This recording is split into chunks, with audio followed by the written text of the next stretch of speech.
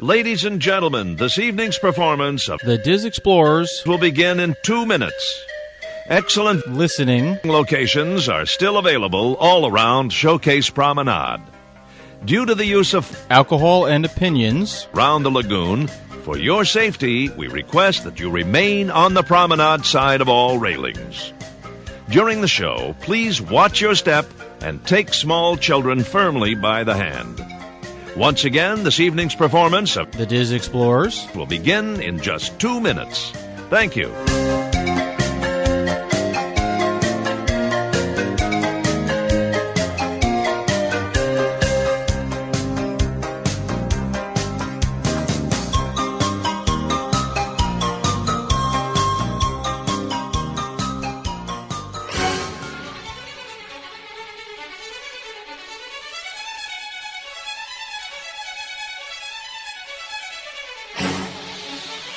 Hello, and welcome to another episode of the Diz Explorers podcast, where each week we explore the different avenues of the great Disney universe. So I'd like to start off by saying sorry for the long lapse in episodes. It's been quite a while. It's been a wacky few weeks for a lot of us here between traveling and children's sports and things of that nature. So we are back with full episodes now, and we'll continue to do so until probably close to holiday time. So for those who thought we went away, we didn't. We're still here. Thanks for sticking around.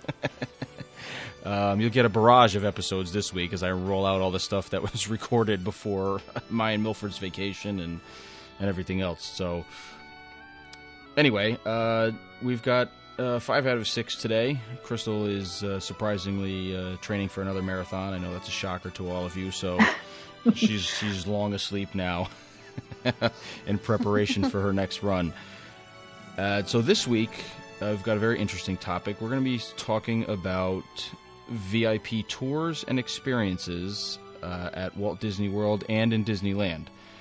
Both experiences that some of us may have experienced, and other ones that are available that we've heard of or have some sort of an interest in.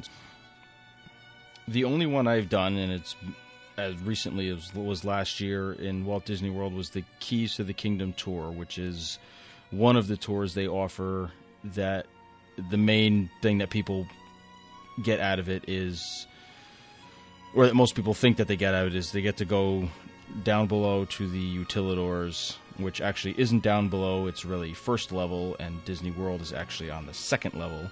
It was all built up as they constructed the Magic Kingdom back in the late 60s.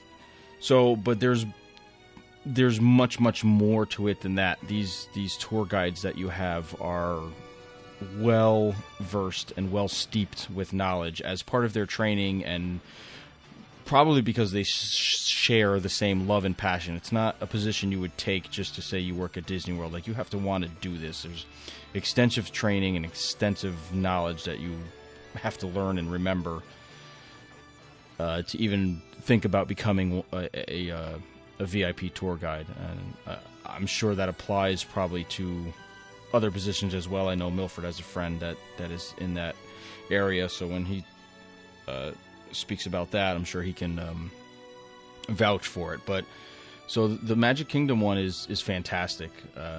It's a 5 hour, about a 6 hour walking tour. So the groups are fairly small. I think there was about 12 people in ours, and surprisingly the price was cheap. I don't remember off the top of my head. I should have looked, but I know with the DVC discount it was just under $100 a person, which you would think it would be double or triple that, but for it wasn't. Long hour tour, yeah. Yeah, it is $99 according to the website. Okay, and then with the DVC discount, it was like 85 and change or something like that. I don't know if there's an AP discount. I think it was just DVC. Nope. Sorry, I'm looking at them as you're talking about it. That's fine. No, I'm glad, because I'm not prepared as usual. Annual pass holders, Disney Chase card members, and DVC members get a 15% discount. Okay, so any one of the three then. There you go. Well worth it. The only thing you have to be wary of is it's 16 and older for children. So if you have, young teenagers and young kids, they unfortunately cannot attend, and for good reasons. Number one, for behavioral maturity and things of that nature, because there's so much information, and it's not an all serious tour. I mean, depending on the guide you had, the young lady that we had was phenomenal, and as well as being well informed, she was very entertaining and made it more than just walking around and pointing things out and saying, here, this is this is that, this is this used to be here, this is why this is this. It was very, very lighthearted. So you didn't feel like you were getting a history lesson. You felt like it was a fun history lesson. And plus, it's about something we all love, the Magic Kingdom. So lunch is included in this particular tour. This time, I believe we ate at they set up an area in the Tomorrowland Terrace restaurant.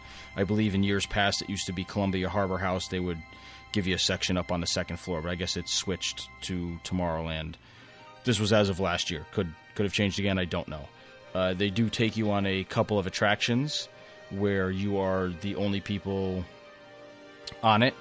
The host gets you in. So we went on Jungle Cruise. We had a whole boat to ourselves, and while the regular skipper was doing her spiel, our guide would point out stuff in between, behind the scenes things, or funny things that happened during when they built the ride, and so on and so forth. So it's very, very. There's a lot of stuff. I mean, it's important. No cell phones, no pictures, or any recording devices, anything of that nature are not allowed. And it's kind of an honor system. They don't take them from you, but they do remind you multiple times not to use them in certain areas. When we go back, when they take you backstage, when you're out and in the attractions, it's obviously fine. But once you go to the behind stage areas, and then when they bring you down to the utilidors, then they're very strict about that. So yeah, we went on Jungle Cruise, and Haunted Mansion was the other one. And Haunted Mansion, she explained a bunch of stuff about certain rooms that we were going to see before, because obviously you can't ride 12 people together on the Haunted Mansion. So she gave us stuff to look at and how some of the effects work, which I will not reveal on here, because I was kind of sad that I found out how I should have plugged my ears, because they do tell you how they do the disappearing ghosts in the ballroom scene. And even though I know how to do it, every time I go on it, I'm like... You didn't know? I didn't until I took that tour. Honest, swear to Christ, I had no idea. And after they explained it to you, I was like, oh, that's really cool. But still to this, like, since we've done the tour and I've gone on it, I'm like, I just still don't get it. I still don't. I can't. Have you look off to the side? Like, instead of looking straight on, look to the side and you can see the panes. Yes, that's what she had said. Mm-hmm. And I found them kind of by accident, but yeah. But knowing that, like this time when I went on, because we went on as a group and then I went on by myself again on that Monday morning, I still couldn't see it. I was like, I can't see it. I can't do it. I'm like leaning out of the doom buggy, which is fine. I'm glad I know it didn't ruin anything for me. But it doesn't. But it was still like really cool, because it's like the oldest trick in the book. It's like a parlor trick from the 20s. But so that was really, and that was it. It was just those two attractions. So then and they take you behind. This one takes you behind stage, and you go back where the parade steps off in Frontierland. So right between Splash Mountain and then where you would walk into Adventureland. You walk down that path and you cross over the train tracks, and then you're behind Splash Mountain. Do a lot of explaining there. We were lucky enough I know I talked about it on here after I had done it with my wife, but for new listeners and people who had forgotten, and because to me it's kind of a bragging right thing, we got to see, because Main Street Electrical Parade had not ended yet. It was ending very soon after we had went. They still had all the floats stored in where they store all the parade floats backstage, so we got an up close look at all those floats. Plus, it was during the Halloween party time, so saw the Halloween parade stored. And actually, when we were back there, the Move It, Shake It, whatever the hell it's called, was ending, so that was coming back to be parked. So that was really cool. She explained a lot of stuff about like the trash area, that Swedish system that Disney uses with the tubes and everything, because you could kind of see where that was, or she pointed where that was. explained how Splash Mountain works, because you could totally see the whole backside of that with the water and how fast the pumps can empty and recycle all that water in that attraction. So it's super, super lot of information. Well worth the money if you're any sort of level of a Disney geek or just interested in it. And then the utilidors are just amazing all within themselves. It's nothing to look at. They're not glamorous. It's basically looks like warehouse just with colors and stuff placarded all over the wall, and there's kind of people going all over the place and little golf carts going all over the place. It's a very busy area. You know, we did almost walk from one end of the park to the other, because I forgot where we went in to them, but where we came out back behind the confectionery, like where if the parade's going on, they dump you out behind the shops now. We came out over there, but I don't remember where we went in for the life of me. But either way, it was very cool, and it's very disorienting under there. Like, there's maps, and like she told us when we were under the castle, because then we saw like some of the princesses that were dressed, ready to take their elevator to go up, I think, to Cinderella's royal table for lunch probably, or whatever was going on at that time.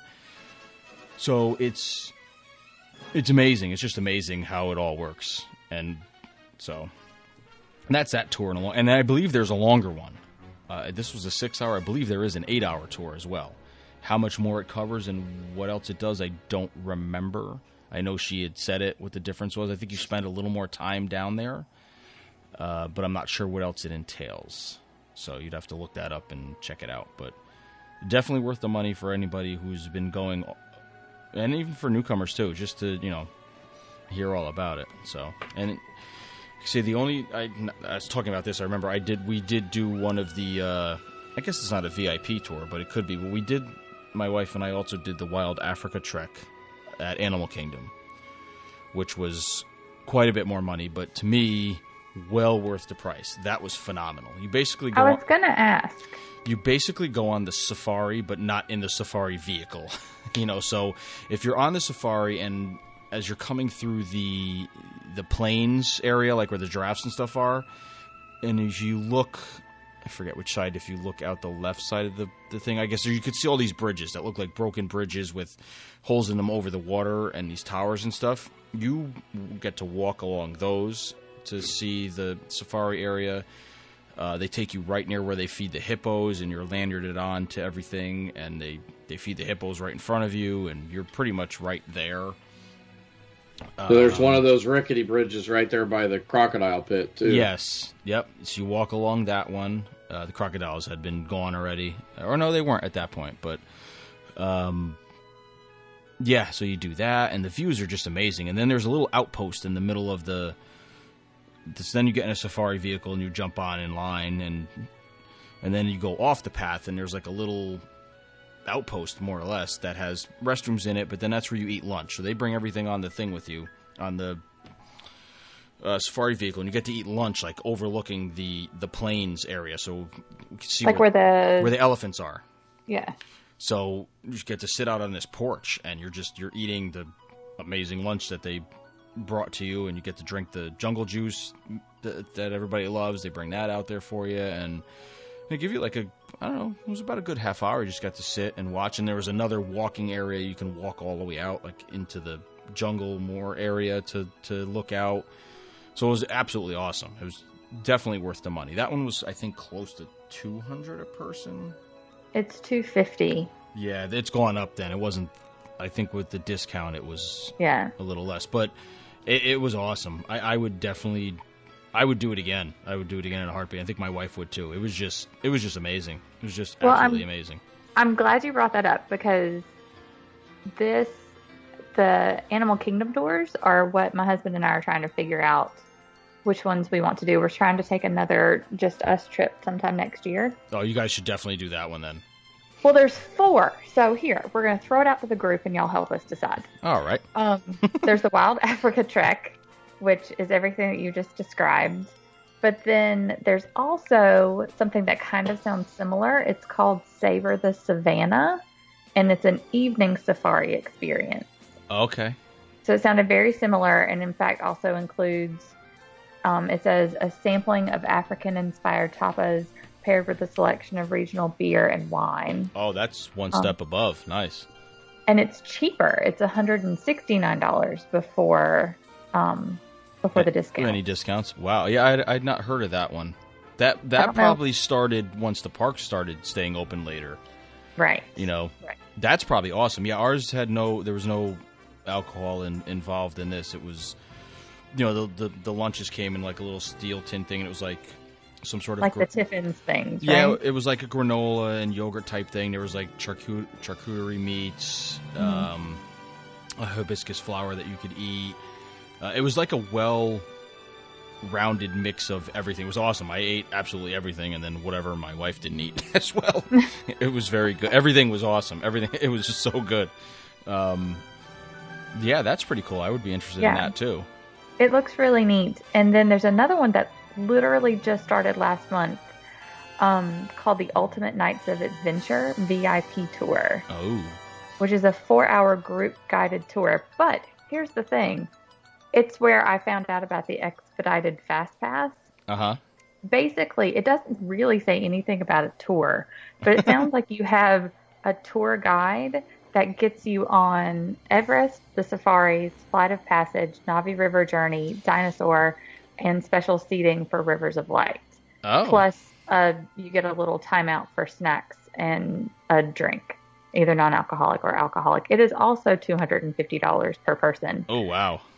I don't know. So the other ones, I'm like, that's really cool. But this one, it sounds like you're just paying for fast passes. Yeah, I don't know that I would do that one. Because if you play your cards right, you can get all that done for just regular park entry. Exactly. Because that's the other thing. You got to pay, like, park entry isn't included in these tours. Like, you have to have access to the park. So either an annual pass or a day ticket to the park.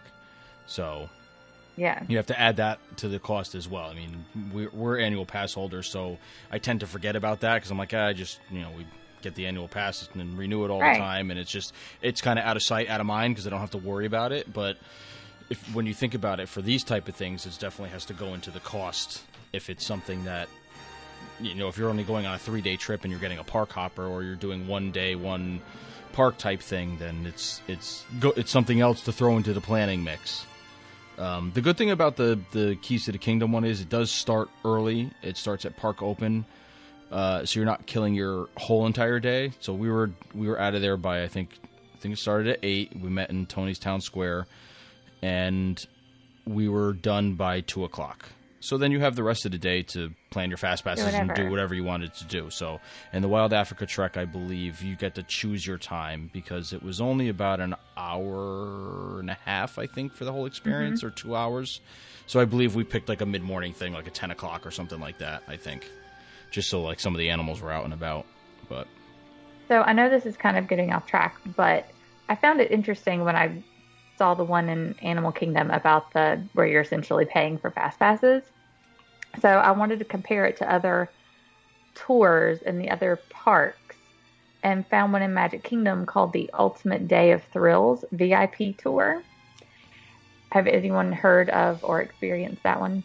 I think I know what this one is about. I think it's basically the same thing, but in Magic Kingdom. It's Magic Kingdom. Hang on. It's Magic Kingdom, EPCOT'S, and Hollywood Studios, all in one 7-hour tour. Oh, my. Where you, again, get the expedited fast pass for Big Thunder Mountain Railroad, Splash Mountain, Space Mountain, Haunted Mansion, Seven Dwarves, Soarin', Toy Story, Rock and Roller Coaster, Tower of Terror, and Star Tours. Oh, my God. So just Soarin' at Epcot, not even Test Track? Or I know, Frozen? Not Test Track. Frozen. I know. I thought the same thing. So basically, that is that's that Blackish episode they did last year then. Because isn't that basically what that was? They had the tour guide for 7 hours who took them on all the big attractions? Pretty much. So, I don't know. This isn't kind of what we're talking about today, but in my research, I guess I just never was too naive to realize that this is how some people with a lot more money than me tour. That's how the upper people do it, I guess. I mean, it's $300 per person, not including your park ticket. Yeah, right. So family of 4, that's $1,200 off the top. Right. But, you know, I don't also know. kind of cool. I guess it's cool if that's the type of. I know we're getting off topic with this, but it kind of. Well, that's okay. That it kind of plays into what we do anyway, as far as exploring stuff. Because for me, doing something like that's the type of family that likes going to Disney World, but doesn't necessarily care about the full experience of Walt Disney World. Like, they're not into the history, or nor do they care about the history or the classic attractions. It's more like the thrill ride junkies, but they like Disney's thrill rides above. I mean, I'm sure there still is information thrown at you and things of that nature. I could be wrong. This guy could just walk you, or girl could walk you around and get you to the front of all the lines, and that's it, and be done with it. And I doubt it. I doubt it's that basic of a thing for what you're paying for. But you know, I don't know. It's strange. I don't know that I could, even if I had the money, I don't know that would interest myself or my family. But because we enjoy experiencing everything, you know, walking through the parks and. Right. And so are you talking about the big VIP tour that, you know, I got to experience while we were there last weekend? Well, you didn't get to go to all the parks, Mr. Fancy Pants over there. But so I mean, I can give a little talk about that really quick. Well, and I was going to ask, is this the kind of thing that your friend does, Milford? Yeah. My friend that's a cast member, he got back on the VIP tour group, and it's the program's a lot more than what people think it is. That people think it's, they're just going to get me to the front of the line. Well, that's not the whole thing. I mean, they will. So let me just go over what it costs. It's $650 an hour, minimum of 7 hours, up to 10 people. Oh. So wait, that $650 isn't per person. No, it's an hourly charge. So just making sure. For a 7-hour VIP tour, you're $650. I mean, trying to do my math really fast, that's be $65 a person. $4,500 for up to 10 people. Right. So, I mean, if you break it down that way, I guess, okay, it's $450 a person. And then if you want anything over 7 hours, it's $650 an hour every hour over that. Now, what that includes is they will pick you up from your resort, from your hotel in a van, if that's what you want. You can meet them in the park if that's what you want. They will get you to the front of the line, fast pass for any ride in any park you want to get. They will get you. They have a thing with the Jedi Training Academy that they can get your kids into that one time per trip. So, you know, that's a big thing. I mean, because it's hard to get there in time early enough in the morning to get your kids into that sometimes. So, I mean, there's an advantage there. They can get you into, you know, shows like the preview or the special viewing for what's the fireworks show called now? Galactic. Is it still a Galactic Spectacular or? Yeah, yes. That one at Hollywood Studios, and then there's the one at Magic Kingdom, the new one that I can't think of the name of it. Happily Ever After. Yeah, because the other the projection shows Once Upon a Time or something, right? Right. Yeah, yep. So they can get you into all those things. I mean, it sounds cool. So I got to experience this last weekend while we were there, because he knew I was coming down, and he texted me that day, and I thought it was his day off. He shows up, he just tells me, hey, meet me at Pandora, and I'll meet you there. The bathrooms right as soon as you get into Pandora. There's a path there that's a cast member pathway that goes out to the parking lot. I'll meet you there. He shows up in his VIP outfit, which if you've ever seen it, they wear the big gold D and they have a plaid vest.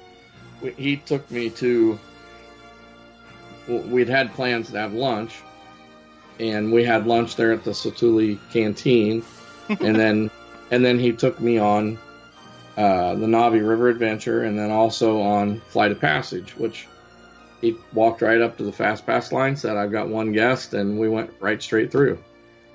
They are also allowed to use backstage areas to get people around long lines if FastPass has long lines. So, I mean, if it's a thing where you want to get through as many rides as you can get through in a day, they will attempt to do it. You negotiate with them up front what your plan is schedule-wise, and months out you can tell them, okay, this is what I want to do, and that can include lunch or not include lunch. I mean, I think it would be silly to use that time for lunch, in my opinion, but we can eat later. If you're paying $650 an hour, I think I'll wait and eat later. I'm gonna go grab me a Mickey bar while we're walking. Yeah, exactly. Yeah, let me get a churro real quick. But Right. this is something that a travel agent can help you set up. And I found out this week that travel agents actually do get commission for this as well. So it's, I don't have any idea what the commission is. I'm assuming it's the standard amount that we get on normal trips, but that's what it's all about. I mean, if you want to get a lot done, there's a way to do it. Oh, absolutely. It costs just the money, but there's a way to do it. Yeah. Cool. So does anybody else have any questions on that? Do yes. they offer a discount, like a 95% discount? That would be a big fat no. There is no Absolutely annual not. pass holders discount or DVC discount, at least not that I'm aware of. I just want No friend of a cast member discount. no nothing. Dang it. I would just like to point something out, having nothing to do with what we're talking about, but because we record on Monday nights, and it is about 10 o'clock Eastern time, those of us who are recording now are sacrificing being able to see this Star Wars trailer that's going to be coming up probably very shortly, because as the game is approaching halftime. They're in halftime right now. I'm watching it on my computer right now. I just peeked into the other room, and my wife was like, no, not yet. So I will be watching it after we're done record. So you're welcome, people. You said that and Melanie dropped off. I was just going to say, Melanie left. Oh, no, she's back. No, Melanie's back. So, We anyway. figured you chose Star Wars over us for a second. I'm surprised you didn't, Adrianne. Hey, I'm being good. So, anyway. Sorry, on the TV. I don't know about y'all. Oh, here it goes. We can pause and I can cut this out. Waiting for the debut of the trailer for Star Wars. So they just walked a bunch of new First Order stormtroopers out on the field at the game. What channel is this on? ESPN. Okay. Oh, I need to turn the volume up.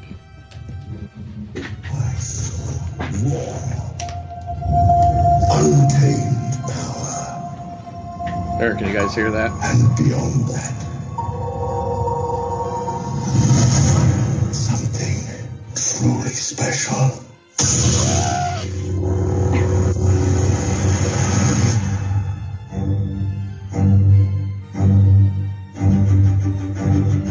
Something inside me has always been there. Then I was awake. And I need help.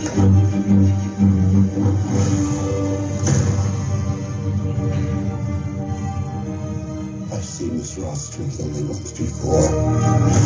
It didn't scare me enough then. It does now.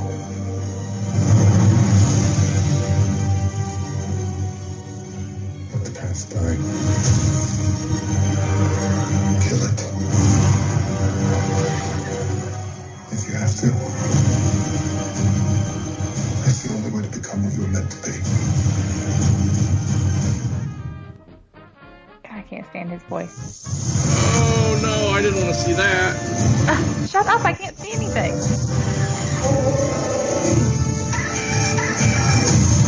We have a spark. It'll light the fire. Right. Dang, mine's over. I'm a few seconds ahead of you guys. It's over. This is It's going to be on YouTube in like 3 seconds, right? Yeah, probably. Absolutely. Mine was ahead of you. fulfill your destiny. Are you watching it again, Milford? No, this is still the same I one. need Oh, someone you were way behind me. Yeah. to show me my place in all this.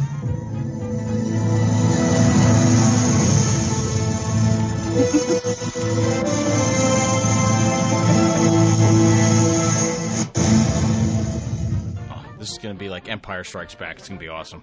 So there you have it. Just All dark taste side all the time. Expect in December. You can see how excited First Trooper to my right here is. Star Wars: The Last Jedi. All right. As I'll cut All all that. right. I'll cut all that mess out. Just leave it in. It shows our Oh, personality. you can leave it in. Okay. Oh, Wait, absolutely. we have to pause. We're all in different second. places. I was 30 seconds ahead. Somebody's 20 seconds behind. my headphones just reached into the other room so I can hear you and watch the TV at the same time. But now I wish I With hadn't my watched wife. it, because some people told me today you don't want to watch it because it gives too much away. I don't. What Okay is with that? that. I'll forget it by December. I don't think. Yeah, it gives I will that, too, I don't but- think it gives that What much is away. that red smoky stuff coming out from behind the things? From From behind which the thing. things? The flying things. Looks like they're on Tatooine, but I don't think they are. It's red smoky stuff. Yeah, what's the red smoky stuff coming out of the flyers? You just described it. I don't know. No idea. The blood. I don't know if it has any significance the or not. blood of younglings. I don't know. No, they did that already. Ah, There are no younglings. That's right. That's true. there's Who only knows? one Jedi left. And Maybe. Really disappointing. Well, me. two. Well, maybe. Maybe. She Three can do some technically. But they didn't show what's his face at all. Who? Luke. He was in there 4 times. I didn't see him. He was like the whole beginning. Oh. Yeah. Could you tweet it? I it's- just retweeted it. It's got to Okay. be on everything by now. Oh, it should Yeah. be. It's been all of 30 seconds. I know. I'll have to watch it again. That's later. all The right. Disney They said social the media ticket- machine is already cranking. I'm sure it is. They said the tickets weren't going on sale until after the end of the video. I bought my tickets like 45 minutes ago. Yeah, I know a couple people I saw on Twitter had already bought their tickets too. That's crazy. Our church usually rents out like a theater for us. Nice. For You're like kidding me? Marvel movies and Star Wars. No. Oh, really? No, one of I the want to get my church to do there's that. a local one of the local theater managers goes to our church, and for the youth group they usually just I mean we have to pay it. It's not as much. It's a discount, but the entire theater is just us. Oh, that's nice. It's the youth group and families, and so we can we don't have to behave necessarily. Oh It's good. my god. So we have fun with it. So off subject. We have an IKEA opening here. When were this- we on subject? This week. Yeah, for real. Been a while. So IKEA is opening a new store here this Saturday. Okay. There's people camped out in front of it already. Why? That's hilarious. Do they Well, give because something for apparently being the they're first giving 100 people? the first 100 people get a free couch. Is it a Star Wars couch? Yeah. The hell? What's the couch? Sorry, What's the retail value of I the couch? digress. I have no idea. It doesn't Okay. say. It opens on Saturday. Yeah, It's Monday. it's Monday. You know how Yeah. much money they're losing by sitting there? They Exactly. could have bought the couch. Yeah. Buy the couch. Well, I'm guessing most of them probably don't have jobs anyway. Yeah. Oh, I'm sorry. Cut that part out, RJ, please. What's that? But people who can sit it outside of a IKEA. store for 6 days. Yeah, exactly. Yeah, that won't be relevant by the time I They get this probably out, so. don't have jobs. No. Anyway, All right. sorry. Back on track. Back on track. What's that? What were we talking about? VIP tours. Right, that was it. If we was talking about Tours. VIP tours. 3 Well, I think I hour pretty much tours. finished the VIP thing. So, Yeah. basically it's Weather expected. started getting rough. Yep. Sorry. So I did a few years ago, however, do a different tour at Magic Kingdom. I did the Magic Behind the Steam Trains tour, which was pretty cheap. I think at that time it was like $55 a person, maybe $45 a person. I think I got a DVC discount on it or something. And I know they still do this because if you remember right, last weekend, RJ, I asked the guy that question and he said yes, they still do it and they do it every day of the week now. Yeah. Back then, it was only 3 days a week. But basically, you get into the Magic Kingdom before they open. I think I had to be there at like 7 a.m. for this tour. They met you out front. They took you into the park, up to the station, and they brought the train around. They also talked about some of the things in the station. So some of the old movie machines and the posters and the artwork that's in the station and the significance of it. And then they also talk about the Carolwood Railroad in California, which is what was Disney's backyard train set, is now in the Carolwood train park in California, and his trains are still in operation there today. But so then once they did all that and the train came around, you got to kind of mull around by the cars, and then they loaded up everybody in the back car, and they would take a volunteer to do certain things on the train. The people in my group, I don't know if it was the fact that they were all old or what, but nobody wanted to volunteer for anything, so I ended up volunteering for everything. So I got to give the all aboard call and flip the little switch on the back of the car that tells the engineer, hey, we're ready to go, because he can't hear from clear back there. And then they take you back to the switch, which is right just outside, at the time was what was Toontown. Toontown. And they would stop, they'd take another volunteer to get out and throw the switch. So I volunteered for that, got to throw the switch. And they back into the shops, which, if you've not ever Google Earthed it or anything, north of Magic Kingdom, there's a big, huge facility back there where they work on the boats, the monorails, and all the trains. But so they have stalls for everything on the monorails up high, and then down on the ground they have these stalls for all the trains and the cars. At the time when we went back there, they only had 3 of 4 engines running. The 4th engine was the Lilybell, which has been since restored, and they do run on special occasions. But at that point in time was sitting there just kind of mothballed, not being used, because they were getting ready to send it out for refurbishment. But they run that railroad pretty much like a normal railroad. They follow all the normal rules. And then as they go around the track, they give you all the descriptions of all the things that's going on around. So there's a bridge back by Tom Sawyer's Island that is actually a pivot bridge. They actually take 2 pins out of it and pivot it, swings completely out of the way, so they can take the riverboat out and float it all the way back around through the canal and into Seven Seas Lagoon and then Bay Lake, so they can get it back around to the shops to be worked on when they need to work on it, when they do refurbishment. But the significance of that bridge is that it came from the old Flagler Railroad, which was the East Coast Florida Railway, which used to run from I think it's Miami all the way up the East Coast, RJ, I think to Connecticut or New York, one or the other, if I remember right. I believe so, yes. I'm not exactly sure. Yeah, my history on that's a little sketchy. Yeah. But that bridge actually came from that railroad. But it's pretty cool because they tell you all the history. They explain how Walt actually went and found these trains, the Disneyland trains. They actually bought enough trains when they did Disneyland that they had a few left that they used at Walt Disney World. They were originally wood burners, and they're now oil burners.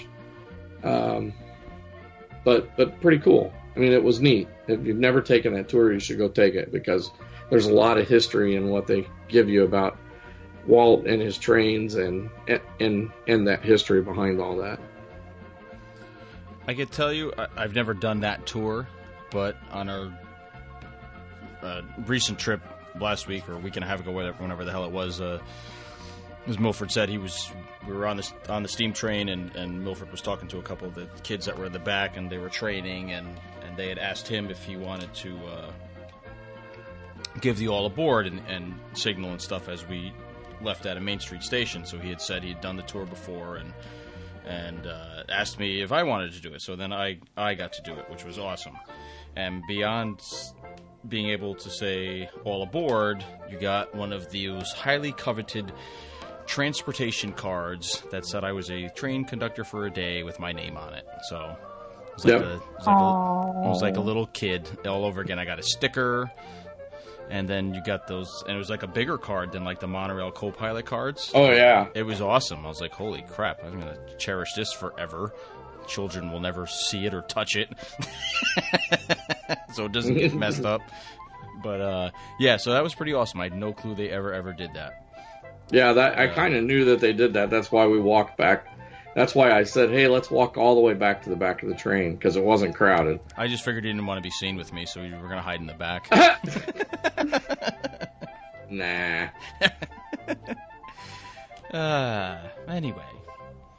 Yeah, so there's definitely a lot of options at the theme parks for tours. Now, before we get to Jessica, because I know she recently did one in Disneyland. I know we did talk about it before on here, but I'd like her to touch on it again. And then if there's other ones involved, there used to be ones they did in Epcot that were similar to like the behind the scenes, the Keys to the Kingdom ones, that they did take you behind some of the pavilions and attractions in Future World, but I'm not sure that is offered anymore.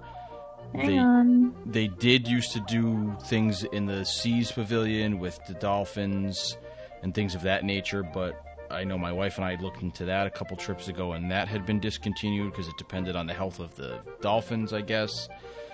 So I know Epcot is now heading into its rebuilding stage very soon, so I don't know if anything will be offered.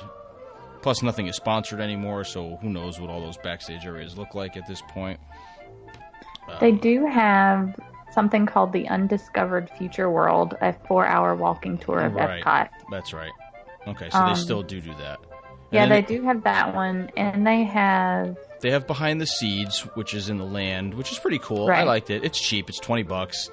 It's very geeky. Something called Backstage Magic. If you like plants and stuff, but it was cool to be able to walk through the greenhouse and see some of that stuff up close, and they explain about all the plants and things of that nature. So I enjoyed it. It's probably a one and done thing, but for $20, 45 minutes, it's a pretty cool thing to do. Interesting. At least. Yeah. So that's all I know of. So I know. Jessica, you had done the Disneyland walking tour recently, I know. Yeah, in the spring I did. It's called the Walk and Waltz Disneyland Footsteps Tour. And I talked about it a lot, and I looked it up before we started, episode 51. So I won't completely repeat myself, but I will say that it sounds pretty similar to the Keys to the Kingdom tour, in that it's very focused on kind of the history and context, but instead of just talking about the park, it's really about Walt's vision for it. So every time you go from land to land, they talk about this is why Walt chose this theme, and this is why he wanted this here, and this is where his apartment was. This is where the Dream Suite, which was going to be his second apartment. This is, and so all the places that you go are connected personally to something that was important to him. So I thought it was a really interesting way to look at the park, not just, oh yeah, this has been around for 60-something years, but this is why it ended up being the way that it is. So I would say if you're a person visiting Disneyland and you really don't care about Walt because you just like the park and that's good enough, then I think you'd probably hate that tour because they make it very, very personal to him. But if you have any interest in Walt's vision and kind of his later life, because he really didn't start working on Disneyland till he was older, then I think that tour would be super interesting. And Disneyland does have some other themed tours. There's one called the Happy Haunts tour, which is just during Halloween time. And from what I understand, I've never done it, is that it's a walking tour where you also get to go on the Haunted Mansion, and then they talk about like ghost stories and spookier stuff and the Halloween decor. But what I've heard from friends that have done it is that tour is pretty lame, to be honest, and it's kind of expensive, and you don't really get that much out of it. You're just kind of like, okay, whatever. Like this isn't, I don't know. It's not very substantial from what I understand. And then there's another tour that I want to do, but I'm not sure if they still do it or if they've retired it, because I can't find it anywhere online. But there was a tour called Cultivating the Magic that was about, basically, it sounds weird, but it was about the plants. And apparently you went on rides like the Jungle Cruise and the Storybook Land canal boats. And it was it was just 2 hours. And they would talk about the development of like the Jungle Cruise, because now it's its own sustainable ecosystem because it's been there for so long. And they, I guess, would talk about the development of that, and they would talk about all of the flowers in the Storybook Land canal boats and how they help with forced perspective and that kind of thing. So on the surface, it sounds really strange to have a tour about plants, but when you kind of read about what it entails, it seems really interesting. And like how Tomorrowland, every single plant there is edible. So just kind of cool trivia like that. And it's pretty short, so it's not, about, this extended, it's going to take up your whole day and kind of keep you off the rides, but it's just kind of another little trivia option. And like I said, I'm not sure if they still do it. I'm trying to figure that out, but they used to do a tour like that at Disney World. It was called the Horticulture Tour. Really? Yeah, and they actually took you back to the horticulture building where they actually take care of all the plants. No kidding. I don't know if they still do it or not. Yeah, I'm trying to figure out if they still do it, but that's kind of the tour that I'm eyeballing and would like to try next, because as much as I enjoyed the Walk and Walt's Footsteps tour, and being able to go in the Dream Suite was just amazing, it's a huge time commitment. It's basically half your day in the park, which is a lot considering you only end up going on 2 rides during the whole thing. So I would not recommend that tour for a casual Disneyland visitor, just because it eats up so much of your time. But if you're a person that has been before, or you're on a multi-day vacation and you want to try something on one day, it's definitely worth doing. And so I really like the idea of a shorter tour like this. If this plant tour is still available, it's only 2 hours. So I think that's much more feasible for a lot of people. So if I can get to do that, I will report back on it and let you know how it is. But that would be my next tour goal, I think.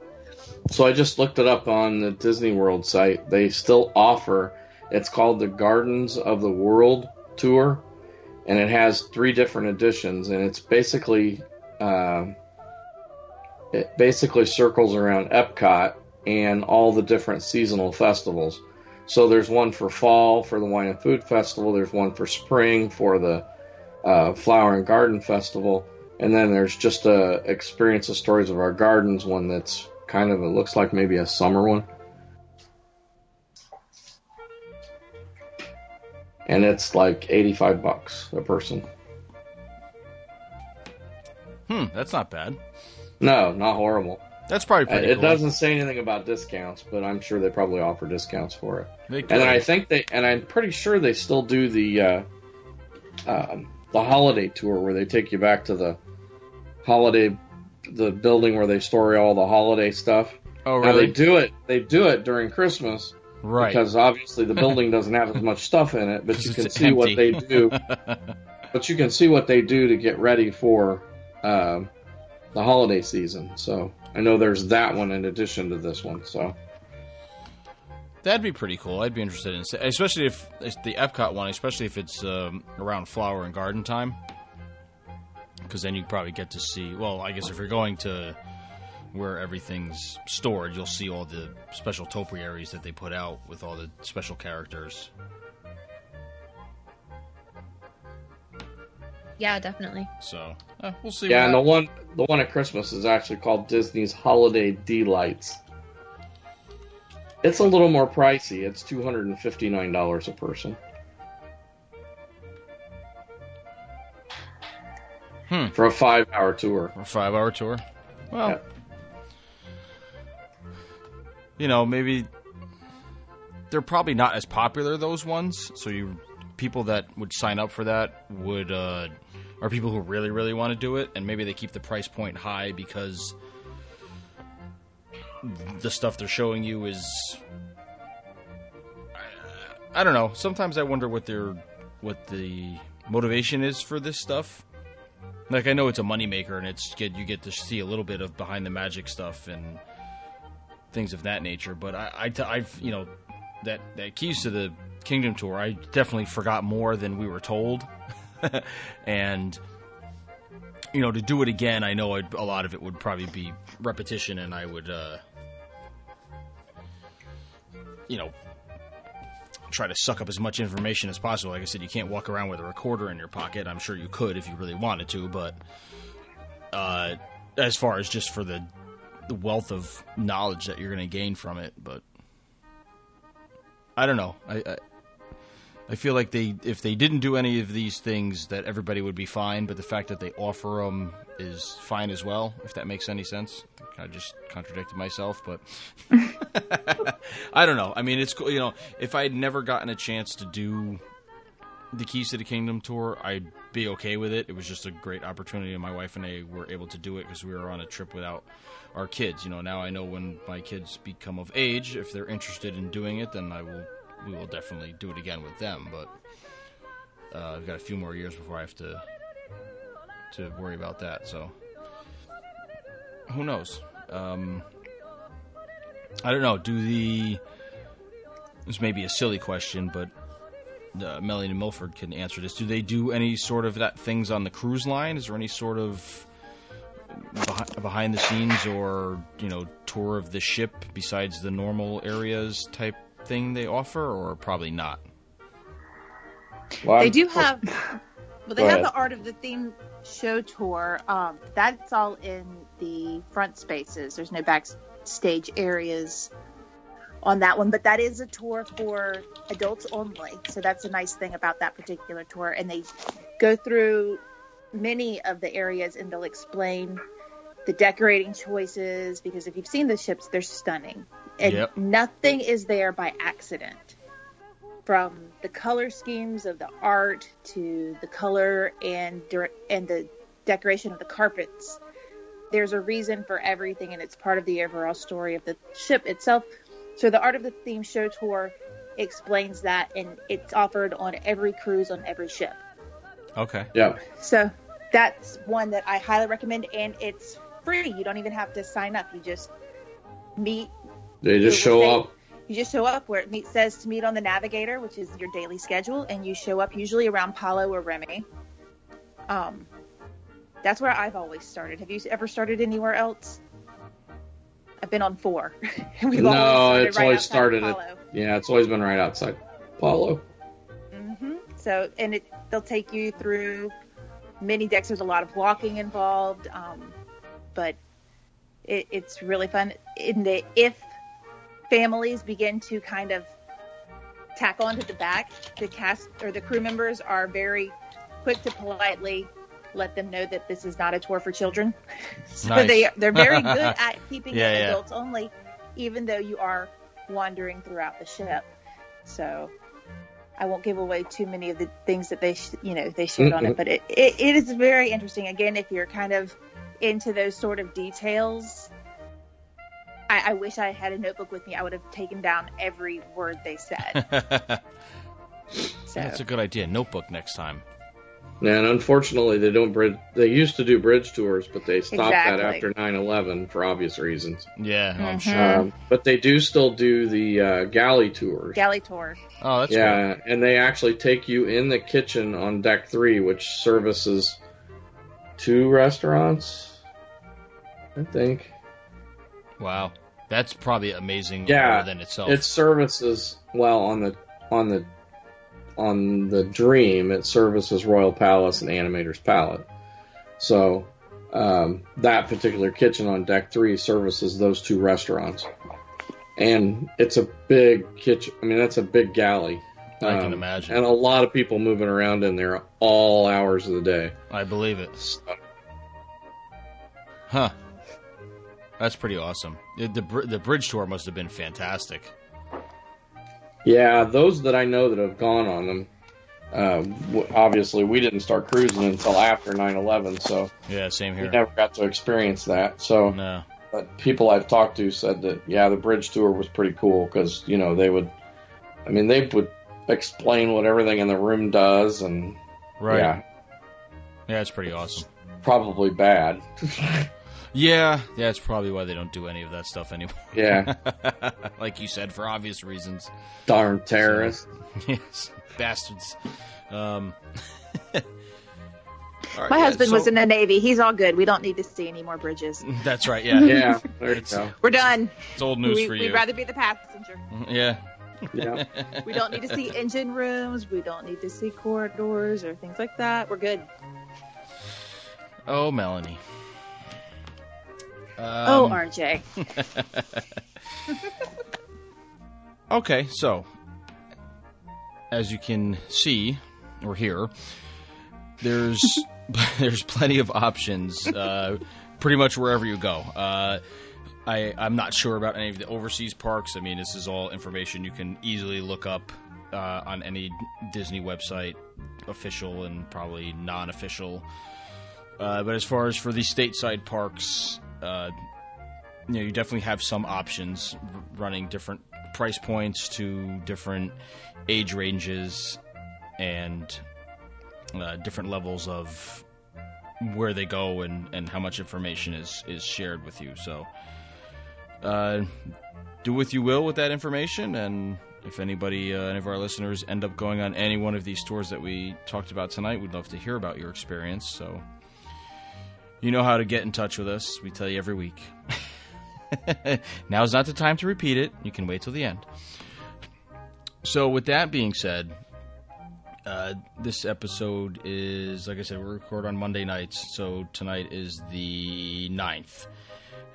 Milford and I are recently back from a trip to Walt Disney World. We went down with a group of about 15 other people from various different podcasts who we've become friends with over the past couple of months, close to a year. One of them being, who put it together, was Jerry and Simone from Mouserants. I mean, you guys all know Jerry. We had him on here a couple episodes ago, so this was something he put together that was based around Epcot's 35th anniversary, which, as is well known to anybody who follows me, and I've said it on here, has been my favorite park since the first time I went there in 1984. So to have this experience, to go down there and be live in the park for the exact day and everything else was very fortunate, pretty cool. I was able to go by myself without wife and kids, and that's not easy for anybody who has children, and I have 3 and they're all active in something, so trying to get everything to work and bases covered and everybody everywhere for the 4 days I was gone was quite a task, but we got it done. My wife was awesome and let me go take off and play with my friends. So eternally grateful for that. But as far as just the 35th stuff for Epcot, it was we were chatting just a bit before we started recording, and the main thing I'll take away from it, I was amazed on how not insanely crowded it was. It was in the morning for rope drop, and I think the reason behind that was everybody headed to the merchandise booths to get the special day of merchandise, which was basically the pass holder shirts that said I was here on October 1st, 2017, Epcot's 35th. There was a special pin that was only sold that day. Limited release, not even limited edition. It was limited release. So when they ran out, they ran out. The pass holder shirts were still available the next day because I went back on the Monday to Epcot and they still had them behind the counters. But from what I was told from multiple cast members, none of them knew that there was going to be a extra enough to be sold on the day after, because that merchandise line for that booth was steady the entire day. Yeah, it was in Innoventions east, just past the Art of Disney. So if you're walking to the right of Spaceship Earth, it was held up there.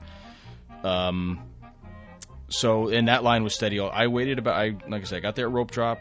Park opened at 9. They did a small little dedication thing in front. The janitors came out. I was too far back to see any of it. I could kind of hear it.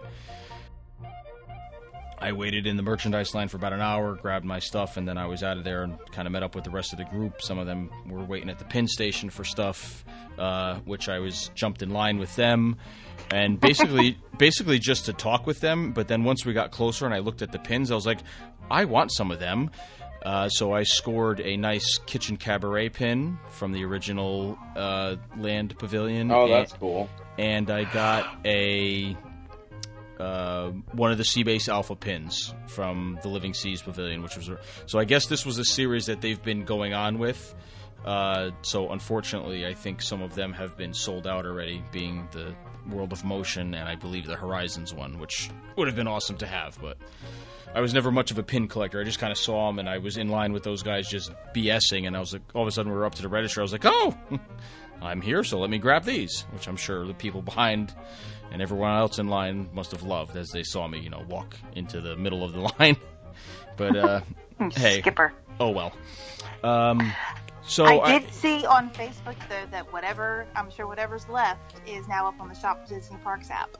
Yeah, well, the general 35th... For the general stuff. That stuff was on there a couple days before, yeah, like the general shirts and stuff, which were pretty cool, too, and the hats and things. But, I guess the day of stuff was... They only had... And they had nice ornaments that I grabbed a bunch of and things of that nature. But it was basically hats, T-shirt, long-sleeve T-shirt. Figment was the icon.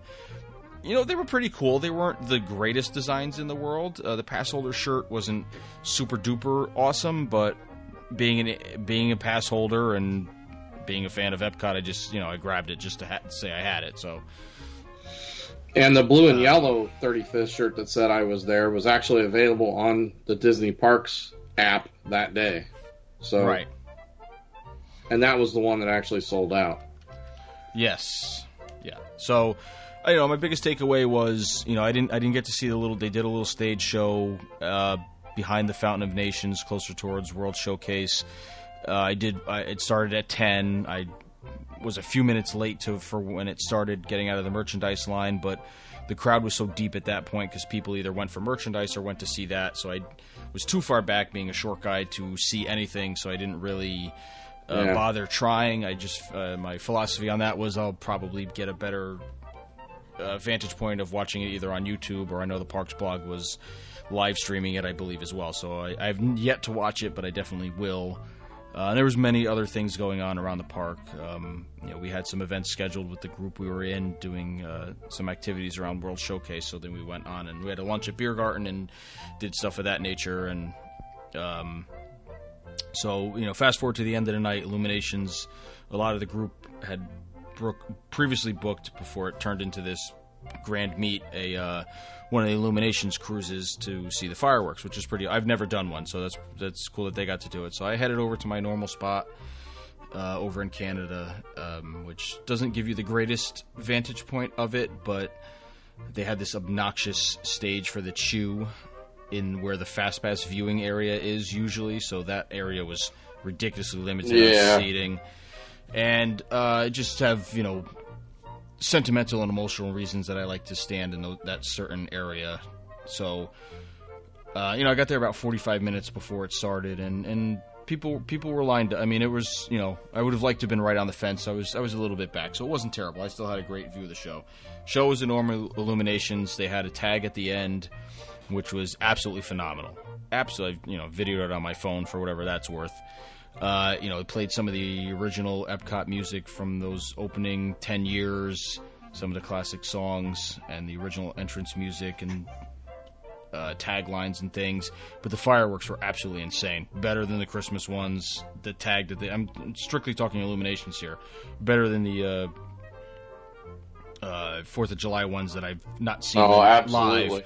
But I mean, this was insane. It was a longer tag than the normal holiday Peace on Earth one that they do, and it was just they unloaded everything. They unloaded everything. I'd never ever seen. I mean, it was insane. It was insane. It was more insane than any New Year's Eve or 4th of July fireworks I've ever seen ever. So that was pretty awesome. That definitely brought all the feels, as they would say, and as the youth says. Yeah. And to top that, for those, and then I'll stop babbling on about old school Epcot because I want to hear Milford's thoughts on his. Because at this point, we all kind of separated. Milford was doing some other things, and he wanted to watch from a spot that he likes to watch at, and I headed out to where I wanted to watch as well. So heading out, I just kind of meandered a bit, and then headed out towards the front of Epcot. So as we got towards where you can see Spaceship Earth, those of more recent and newer park goers, since Siemens has been the sponsor, the Siemens logo was always projected on Spaceship Earth with the green lasers, and it would spin around. In the old days, with the original illuminations, they used to project a map of they had the AT&T logo because it was sponsored by AT&T. This was during the Jeremy Irons narration. And they had a map of the United States of the world. I'm sorry, that would spin around the globe, alternating with the AT&T logo. So they kind of had that. They had a map of what I believe was just the United States. But they had the world. Oh, they did have the world. You're right. Yep. So they had the world. The other part that was phenomenal is now as you got over through the promenade for World Showcase and got near the Fountain of Nations, you could see everything better. The music changed from the exit music, which was they used the original exit music for Illuminations, which was heavy on the exit music from Horizons, the Dream It, You Can Do It theme. But then it would alternate to all the classic original Epcot songs. One Little Spark, Energy, Make the World Go Round, Let's Listen to the Land.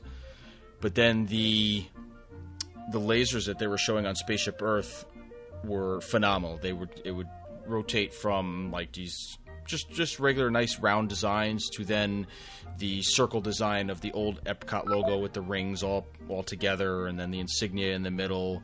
So that was awesome. I sat on the wall there by the Fountain of Nations, and then up closer to like where the sidewalk spins and everything, for at least an hour. It was after 10 o'clock when I started walking to the bus station because the park was clearing out. There was nobody there, and nobody was kicking you out. And just to hear that music again and to see the stuff, not so much the visuals because I know those were newer because they didn't do all of that in the early days, but to hear that music, and then they would rotate in the original Epcot entrance music, which is with the violins in the beginning, and it's very dramatic, and then it just brought back I think I sent a tweet out. It literally brought back my entire childhood in that hour that I sat there, and it was the most peaceful, awesome thing I could ever have wanted to experience. The fact that I didn't get all the fanfare and everything during the day and see all that stuff I had a ton of fun doing what I was doing, but if I could have split myself in two and done both, that would have been the ultimate awesomeness. But catching this for the end and just sitting down and taking it all in, by myself, nobody to bother me, nobody pushing me out, nobody saying I'm tired, nobody this. It was literally probably the most peaceful and enjoyable time I've sat in a Disney park in my entire life. It was just, I think surreal is the right word. I don't know if I'm using that word right, but it was just, I don't know other way to explain it other than, totally fanboy geeking out about it. But it was just phenomenal. It was just really, really, really phenomenal. And I was geek away. Yeah, no, it was. Yeah, it was absolutely ridiculous. It was absolutely ridiculous. Like the amount of feelings that were coming through, I don't think I knew what to do. Laugh, cry, or whatever the hell what it may be. But I walked out of there with a smile ear to ear, and it, woke up with the same smile, just going back on what had happened just a few hours before. So it was phenomenal. I'm just eternally grateful that I got to experience it. Yeah, it was cool, and thanks to the Mouserants guys for putting that together. It was quite a fun weekend. We were all there for the 35th anniversary, but it was 3 days of hanging out with those guys, and there were people from Mouserants, people from a couple other blogs, a couple other podcasts. So it was fun to hang with those guys and talk about what they're doing with their podcasts, with their blogs, and getting some other ideas. Hanging out in the cabin Saturday night and recording the Mouserants podcast, which Jerry's trying to get put up next week. And then the 35th anniversary. I mean, that was pretty cool. I did get to catch the end of the stage presentation, and they had Voices of Liberty come out and sing, and it was phenomenal because they did a bunch of different songs from the different countries from back in the days when they used to do different music for. I think they did different music for the fireworks, right? Yes. For each country.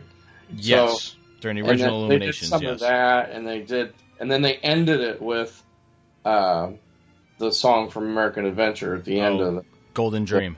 Golden Dream, which I love that song. Especially when they sing it. If that doesn't bring a tear to your eye. Oh, yeah. Listening to them out there in the open doesn't do them justice. I always love to listen to them in that rotunda in the building back there. Oh, yeah, which unfortunately this trip I didn't get to do, but, that's okay. Yeah. I'm back in 3 weeks, so. And then, the fireworks were cool. I stayed on the bridge between France and Great Britain and, got smoked out, but because the wind picked up and started blowing that direction. Yeah. So we got all the smoke and all the debris. And with all the fireworks they put up in that finale, there was a lot of debris. I tried to videotape most of it, but I went back and looked at my videotape, and it's like it quit like 3/4 the way through the first part, and then I didn't realize it until it was almost 20 seconds into the finale. So I don't know. I just kind of scrapped that, but there's plenty of them out there on YouTube if you want to see it. There is. Yeah, I'm sure there is. And then I kind of did the same thing. I kind of meandered back out. I was actually shocked that I beat you back to the resort. But it was definitely a fun weekend. Yeah, no doubt. And I guess the other thing of note is we happen to be so... gather my thoughts here. So Milford and I came in on the Thursday on the 28th of September. So we met over at Animal Kingdom Lodge because he was kind enough to let me room with him in his DVC room for the 4 days, and then we headed over to the studios. And I don't know why we headed over there first, but anyway, we were there, and we happened to be walking through where they're doing all the new construction over by Muppets. And, and my brother had sent me a text earlier in the day, something about Baseline is opening, a soft opening. Now, I've been out of the loop with a lot of the new stuff just because school's starting, and I just haven't been keeping up with any of my social media feeds just because everything's been crazy on my end. So I really didn't hear about this bar and this Baseline. So I was like, all right. So I said to Milford, I was like, hey, my brother said this thing's open. And we just happened to be walking by it, and the lady's out there handing out menus. I was like, oh, well, hey, shit, let's check it out. So we walk in there, and it was soft opening. And I have to say, it's the old Ryder stop. Same footprint. They just made it into a tap room, and with a bunch of different kind of tap beers and a few cocktails, but it seems to be mostly going to be a beer house. A couple of small plate items, like a charcuterie plate and a pretzel, and I believe there was something else. Pretzels are fantastic.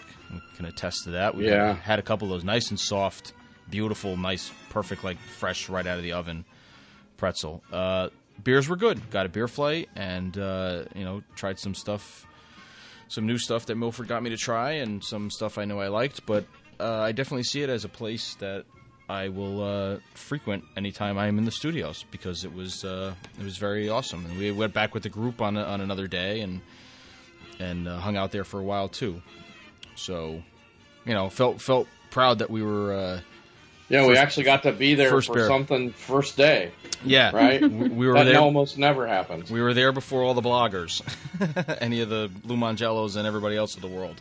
Yeah, those Discord guys were sitting there at a table by us. So, but so that was cool to get to experience that before it becomes a madhouse. But so that was just something else of note. Besides, it was really good. They have it's all Northern California beers. So it's Stone, North Coast.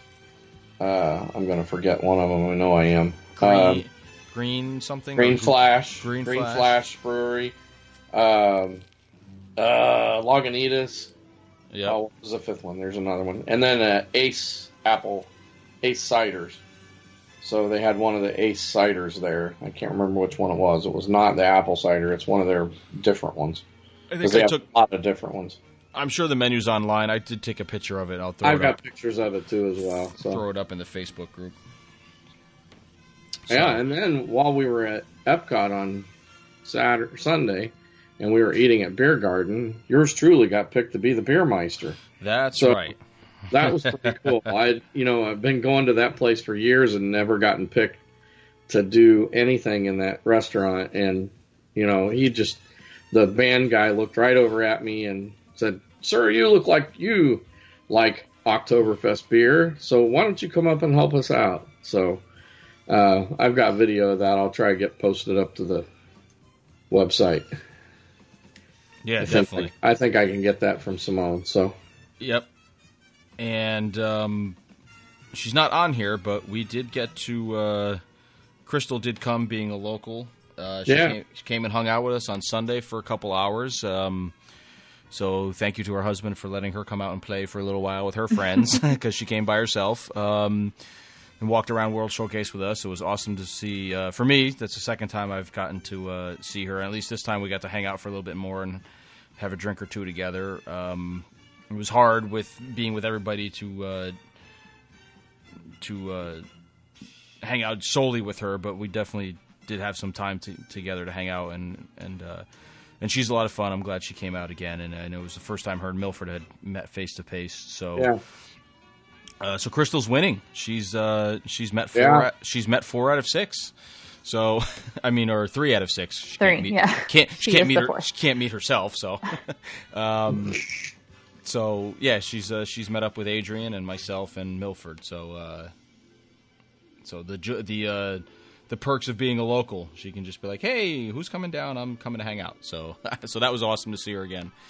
And so that wraps it up. I mean, I hope you enjoyed our episode about the tours and our small recap of Epcot 35. If you want to see any extensive pictures of the event, I'm sure they're all over the place. And being that it's been over a week, I'm sure whatever videos are already out all over the internet. I was lousy at taking pictures this trip. I didn't bring my big camera, and I didn't take many with my phone just because I was too busy having fun and holding food and wine and beer in 2 hands. So phone rarely came out of my pocket, which I guess is a win on a trip anyway, because you're actually socializing with people instead of worrying about other stuff. So. But I did take a few pictures, and I'll try and get them up on my blog Facebook page here, hopefully this week. So, there you go. All right, so that'll wrap up this episode. We thank you for listening, and we'll talk to everybody next time. Follow our troupe at www.dizexplorers.com, where you can find all the links for all our hosts' social media accounts. You can also follow the podcast on our Facebook group at The Diz Explorers and on Twitter and Instagram at The Diz Explorers. You can download this podcast on iTunes, Google Play, Podbean, TuneIn Radio, Stitcher Radio, and also on YouTube. Thanks for listening.